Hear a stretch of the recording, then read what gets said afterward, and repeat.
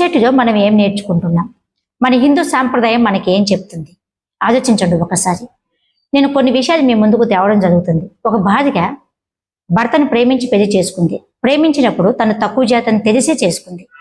పిల్లలను కన్న తర్వాత ఈరోజు పిల్లల చేత కూడా తక్కువ జాతిలు సంపాదించిన ఇంట్లో ఉంది, తక్కువ జాతి వాడు కష్టపడి కూడిపెట్టిన ఇంట్లోనే బ్రతుకుతుంది. కానీ భర్తను నెట్టేసింది. పిల్లలతో తను ఆ ఇంట్లో ఉంటూ తన ఇష్టం వచ్చిన రాజ్యం నడుపుతూ భర్తని ఇంట్లో నుంచి బయటికి నెట్టేసింది. ఈరోజు కొడుకు కూడా అంటున్నాడు నువ్వు మాదుగోడు అని. ఆ మాదుగోడుకేగా పుట్టింది, ఆ మాదుగోడు కాడేగా మీ అమ్మ పడుకుంది. ఏదా మీకు అప్పుడు అర్థం కాలేదా? ఈ పెద్ద మనిషికి, ఈ అమ్మకి పెద్ద పెద్ద నాయకుడు సపోర్టు. తప్పు కాదు, ఆలోచించండి. నేను మాట్లాడేది తప్ప ఏంటి? తక్కువ జాతి ఎక్కువ జాతి. ఈరోజు నేను ఏసీ సంబంధించిన నేను మాదుగోడునా అనే మాట